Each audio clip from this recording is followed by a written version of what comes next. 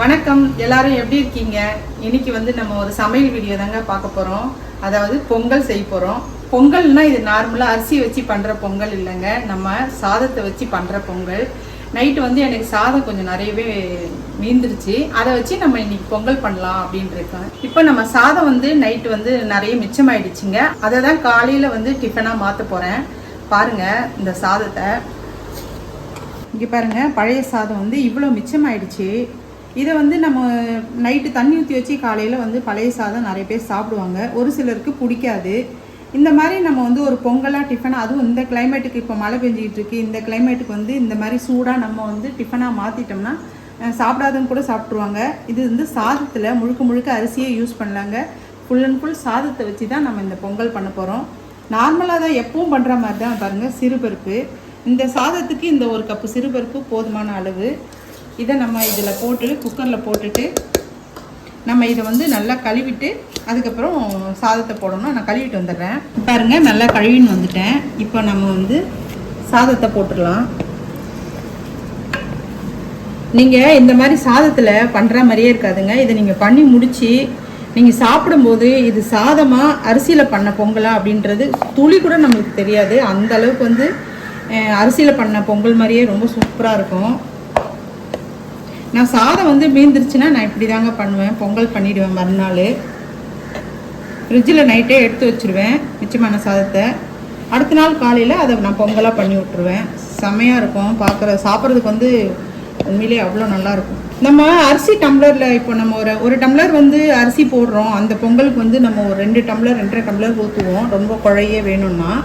இப்போ நீங்கள் இது சாதத்தில் போட்டு பண்ணுறதுனால தண்ணி அளவு மட்டும் இந்த இப்போ நான் ஊற்றுறேன் பாருங்கள், இவ்வளோதாங்க நம்ம தண்ணி ஊற்றணும். ஏன்னா இது வந்து சாதம் ஆல்ரெடி வெந்திருக்கு, நம்ம சிறுபருப்பு வேகிற அளவுக்கு தண்ணி ஊற்றினா போதும். அதனால இப்போ பாருங்கள், இந்த சாதமும் இந்த தண்ணியும் ஈவனாக இருக்கிற மாதிரி ஊற்றுனீங்கன்னா போதும். எக்ஸ்ட்ராலாம் ஊற்ற வேணாம், ஏன்னா ரொம்ப தண்ணியாகிடும். இது கரெக்டாக இருக்கும் இந்த அளவு. இதேமாரி நீங்களும் ஃபாலோ பண்ணுங்கள் தண்ணி ஊற்றுறது. இப்போ நான் உப்பு போட்டுடுறேன். இங்கே பாருங்கள், நான் வந்து சாதத்தில் உப்பு போட்டு தான் வடிப்பேன், அதனால கொஞ்சமாக உப்பு போட்டுக்கிறேன். தேவைன்னா நம்ம போட்டுக்கலாம். இப்போ நம்ம இதை வேக வைக்க போகிறோம், 2 விசில் விட போகிறோம். இங்கே பாருங்கள், நம்ம குக்கர் போட்டு மூடிட்டு கரெக்டாக ஒரு 2 விசிலுங்க, அவ்வளோதான், மூடியாச்சு. ஒரு 2 விசில் வரட்டும். ஆஃப் பண்ணிவிட்டு நம்ம எப்படி பொங்கல் தாளிக்கலான்னு பார்ப்போம். பொங்கல் வந்து மூடி வச்சாச்சு, 2 விசில் வரட்டும் பார்ப்போம்.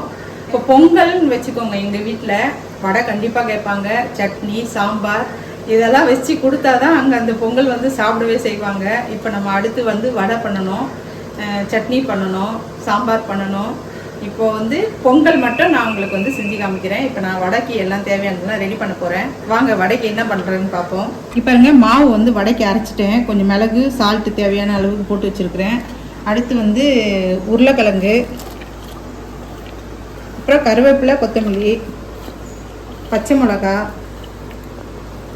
இஞ்சி, வெங்காயம். இப்போ வடை போட்டுடலாங்க. இது வந்து உருளைக்கிழங்கு வடை. நம்ம வெங்காயத்தை கொஞ்சம் கம்மி பண்ணிவிட்டு உருளைக்கிழங்கு கொஞ்சம் அதிகம் பண்ணி போட்டோன்னு வச்சுக்கோங்களேன், வடை நல்லாயிருக்கும், டேஸ்ட்டாக இருக்கும். சாப்பிடும்போது அந்த உருளைக்கிழங்கோடு சாப்பிடும்போது நம்ம நார்மலாக வெங்காயம் போட்டு நம்ம செய்கிறதுக்கும் இதில் கொஞ்சம் டிஃப்ரெண்ட்டாக இருக்கும், டேஸ்ட் நல்லாயிருக்கும். வடை ரெடி ஆயிடுச்சு. அடுத்து வந்து பொங்கலும் ரெடி ஆயிடுச்சுங்க, 2 விசில் வந்துருச்சு. கேஸ் ஆஃப் பண்ணிவிட்டு நம்ம எடுத்து வச்சுட்டோம், 2 விசில் வந்துருச்சு. இங்கே பாருங்க பொங்கல் எப்படி சூப்பராக ரெடி ஆகிடுப்பாங்க. இதை வந்து நம்ம தாளிச்சிக்கிட்டு இருக்கிறதுல மாற்றிடலாம். நான் பொங்கல் தாளிச்சிட்டேங்க.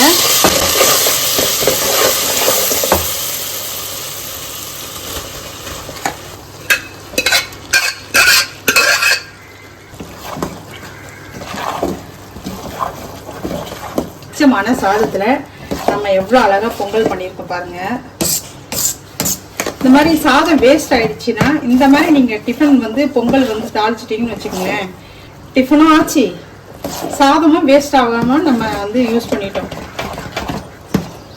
இது வந்து நீங்கள் சாப்பிடும்போது உண்மையிலே கண்டுபிடிக்க முடியாதுங்க, இது வந்து அரிசியா சாதமான்றது துளி கூட கண்டுபிடிக்க முடியாது. அந்த அளவுக்கு வந்து இந்த பொங்கல் வந்து இருக்கும். கரெக்டான அளவில் இருக்குது பாருங்கள். அந்த தண்ணி கொஞ்சம் கரெக்டாக ஊற்றிடுங்க. நீங்கள் தண்ணி ஊற்றும் போது அரிசிக்கு தண்ணி ஊற்றுற மாதிரி ஊற்றிடாதீங்க, ரொம்ப தண்ணியாயிடும். இந்த சாதமும் தண்ணியும் வந்து ஈவனாக இருக்கிற மாதிரி ஊற்றுங்க, கரெக்டாக இருக்கும். இப்போ நம்ம லேசாக நெய் மட்டும் மேலே ஊற்றி பொங்கல் வேலை முடிஞ்சுது பாருங்கள். நான் கொஞ்சம் லேசாக நெய் மட்டும் ஊற்றுறேன். நெய் ஊற்றியாச்சுங்க. பொங்கலில் வந்து ஆஃப் பண்ணிட்டேன். நம்மளுடைய பொங்கல் ரெடி. பொங்கல், வடை, சட்னி, சாம்பார் எல்லாமே ரெடி ஆகிடுச்சு.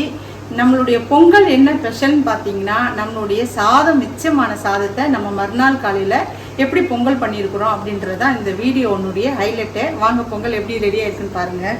பாருங்கள், பொங்கல், வடை, அதாவது உருளைக்கிழங்கு மெதுவடை, சட்னி, சாம்பார் சூப்பராக இருக்குல்லங்க. இதே மாதிரி மிச்சமான சாதத்தை நீங்கள் இந்த மாதிரி பொங்கல் ஒரு டைம் செஞ்சு சாப்பிட்டு பாருங்கள். எப்படி இருக்குன்றதை எனக்கு கமெண்ட் செக்ஷனில் சொல்லுங்கள், கண்டிப்பாக சொல்லுங்கள். பொங்கல் வந்து செமையாக பண்ணி முடிச்சுட்டாங்க. இந்த வீடியோ உங்களுக்கு வந்து ரொம்ப யூஸ்ஃபுல்லாகவும் இருக்கும். ஏன் சொல்கிறேன்னா, இப்போ நிறைய பேர் வந்து சாதத்தை வந்து தூக்கி போட்டுருவாங்க. அப்படி போடாமல் நம்மளே வந்து சூப்பராக அடுத்த நாள் டிஃபன் ரெடி பண்ணிட்டோம். சரிங்க, இந்த வீடியோவை நம்ம இதோட முடிச்சுக்கலாம். கண்டிப்பாக லைக் பண்ணுங்கள், நண்பர்களுக்கும் ஃபேமிலிக்கும் ஷேர் பண்ணுங்கள், மறந்துடாமல் சப்ஸ்கிரைப் பண்ணுங்கள். நான் வேறு ஒரு வீடியோவில் உங்களை சந்திக்கிறேன்.